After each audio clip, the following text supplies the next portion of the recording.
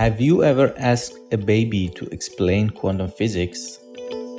That's what asking a startup about ROI is like.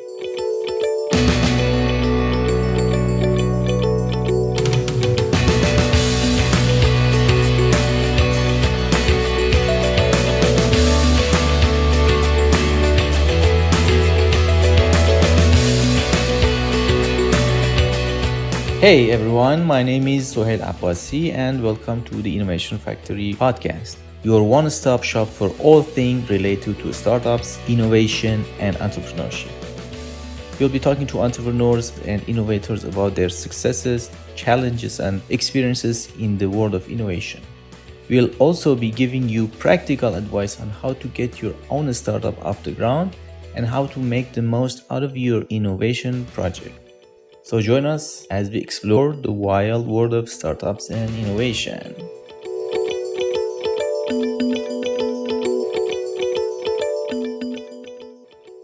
All right. In this episode, I want to talk about an important issue regarding expectations of investors from startups, especially in their very early stage, and that is ROI and break-even. While asking about ROI and break-even from a startup founder or an entrepreneur at the beginning of their journey is like forcing them to guess the future. It's a waste of time and energy, and it's just not going to happen. Startups are usually in their early stages and don't have the data to accurately predict their ROI. Instead, investors should ask them about their vision and goals and how they plan to achieve them. Ask them about their team and their progress. That's what will give the investor a better idea of the potential of that startup or innovation project. But why investors ask about ROI? Let me tell you about two famous situations that most of startup founders and innovators experience.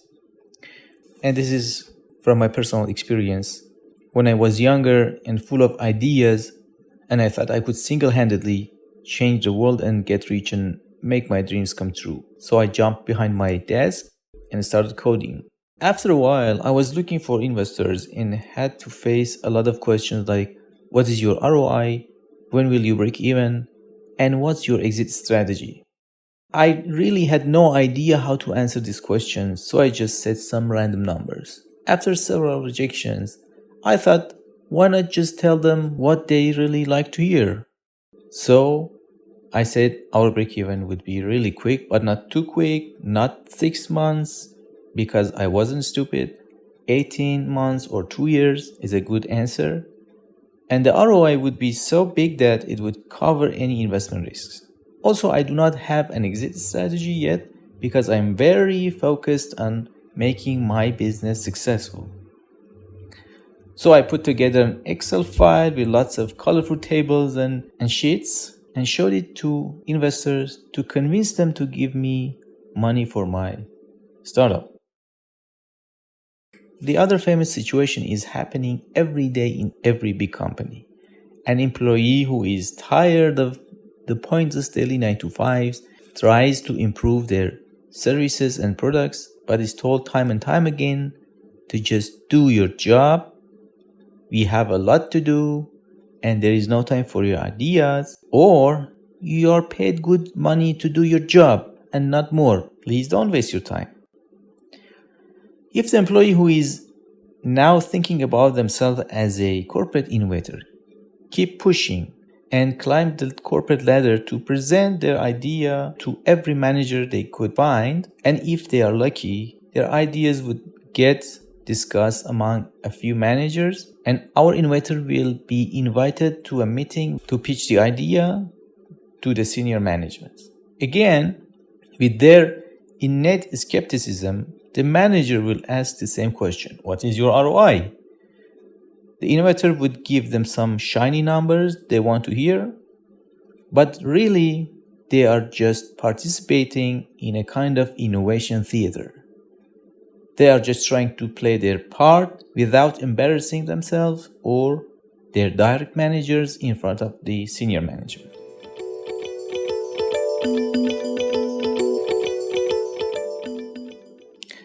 So why is it wrong to ask a startup about ROI? Asking about ROI actually isn't a wrong question, but it's the wrong time to ask it. Asking about it in an innovation project is a huge mistake.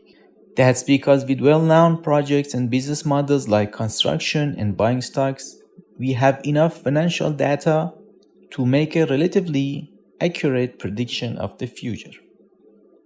But with innovation projects, where we don't know if a new business model will be validated, we don't have that data.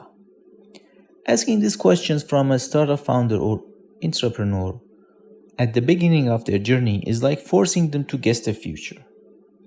In established industries, the ROI usually has a certain range, and those who have worked in those markets know that certain business models can't make more profit than a certain number. But with innovation projects, the ROI can range from 0 to tens of times. If someone says they can predict the exact ROI, either they don't know what innovation is about or they think they are an Excel wizard.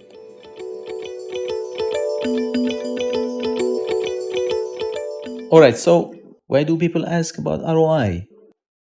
Well, it's because it's a metric that's been used for years in corporate financial systems to measure investment performance. It is the only tool they have in their hand, so it's the only thing they know to ask. It's like what Abraham Maslow said, quote, "If the only tool you have is a hammer, you tend to see everything as a nail." So it's almost like a reflex for managers to ask entrepreneurs and startup founders that same old question: what is your ROI? How to measure investment performance in a startup or innovation project? Measuring success of an investment in a startup or innovation project can be tricky, but it doesn't have to be. The concept of validated learning is a great way to measure progress and understand the impact of your investment. It's all about taking small steps, testing your idea, and gathering data to make informed decisions.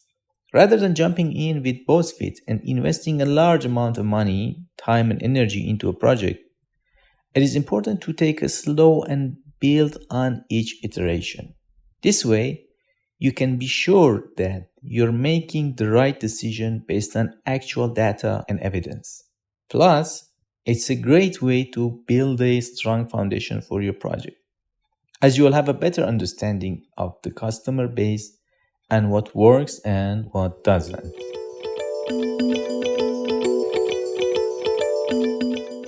That's a wrap for this episode. I hope you enjoyed it and found it useful. My name is Sohail Abbasi.